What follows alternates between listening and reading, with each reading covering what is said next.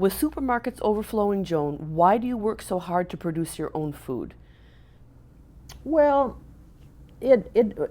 because I've always believed you should practice what you preach, and I'm a professor, and I have taught for many, many years. I still teach, even though I'm retired.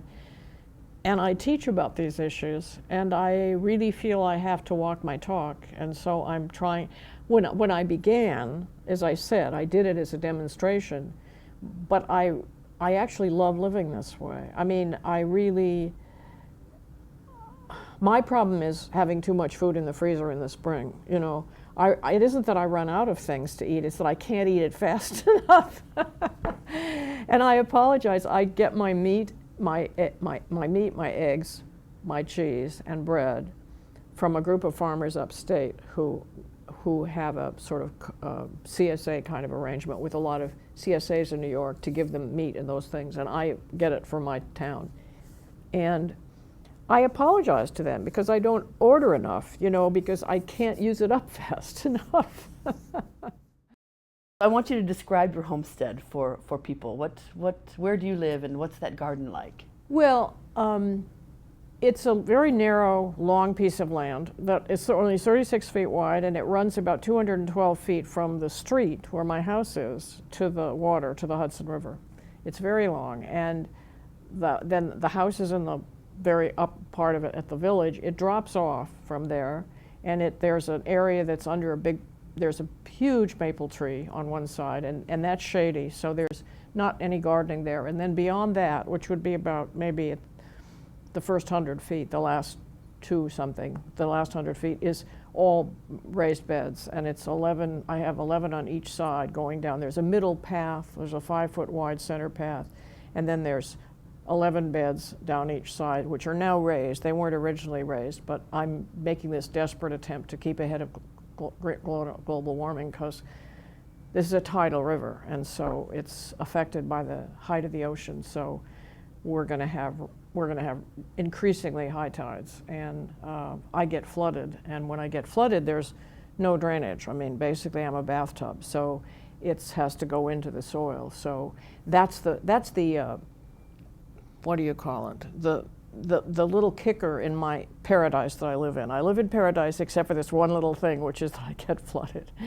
But it's one of those gardens that right now it doesn't look like much. It has a nice structure because I have a sort of, as you go down and the maple tree is there's a round oval, or a round with, that used to be all clover. The grass has defeated me, so I can't. I still sow clover, but I can't keep it in pure clover. And it has hedge around it, and then it has a fruit tree at each corner of that, and then it keeps on going. But all of that, I mean, I get 18 inches of water in my yard, so it's very rough. But the structure of the garden is nice because it has this round, I call it my bath. You know the town of Bath, which is full of these circles, you know, so there's a sort of path, and then there's a circle, and then there's a path running out to the riverbank. And then I have about a 25-foot wide riverbank, which is raised slightly above, which is why the whole thing is a bathtub, because the sides are high, the front's high, and the back is high. And then there's 25 feet of sort of some grass, and their flowers are out there, and then the river. I have a boardwalk in the river. So, but it was nothing but lawn and trees when you first started. Yeah, pretty much. There were a few things planted around, but they seemed to be pretty random in my view. You know, they were not sort of coherently put together. And for me, the most appalling thing was somehow there was no straight shot to the river. You know, you should have this straight path going down to the river. That was my feeling. And so that's the first thing I did, was move everything out of there that was there so that I could have a path to the river.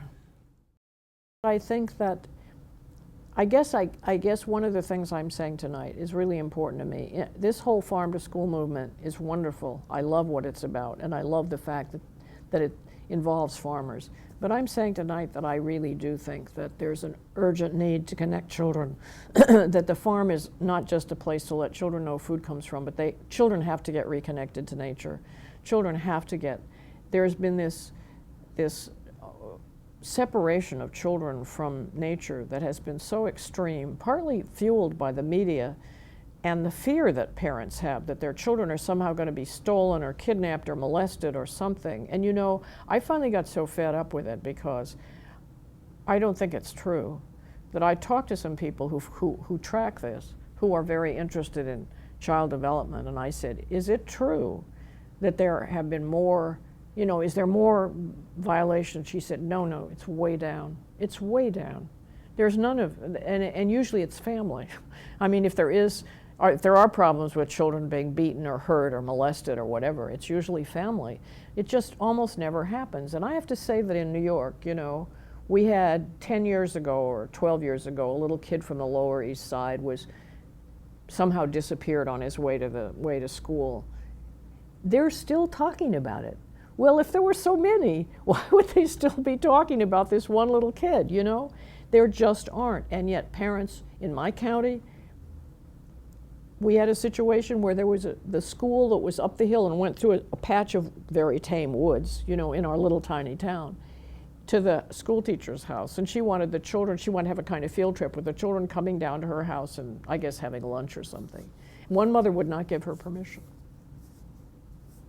Fear. Fear. Something's going to happen, you know. My kids bicycled all over the county. You know,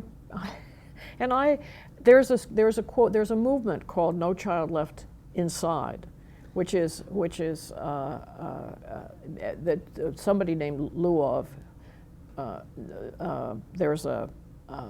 he wrote a book called Last Child in the Woods, and he's talking about nature deficit disorder and that children are suffering from nature deficit disorder. And he was quoted as saying that the worst, I'm quoting this tonight actually, that one of the things that he was said to him was a little kid who said, I like playing inside better than outside because that's where all the sockets are, all the outlets are. To plug things in. To plug in. Well, I love the idea of kids being reconnected to the farm and to the outside. Yes. Because they're not learning it at home. No, they're not. And they don't. And what's so important is it's the electronic world lets you think that you can control things. You can't control things. And being engaged with nature means that you have to know that you have to yield. That it's a dance. It's an interaction with you and nature. It's not that you're controlling nature and that you're planting your plants, but if nature gives you lousy weather, you're not going to have good tomatoes, as we didn't last summer, no matter what you did. Everyone had the same problem. And then you find out that everyone had the same problem, and you don't think it's you anymore, and it's great, you know.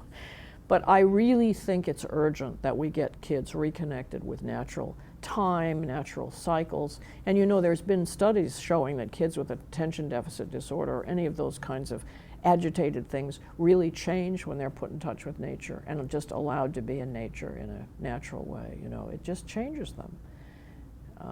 I know it changes me. If I have to spend a day indoors on email, I go nuts. Whereas if I'm out in the garden, a lot of time can pass and I'm just, you know, I'm at peace.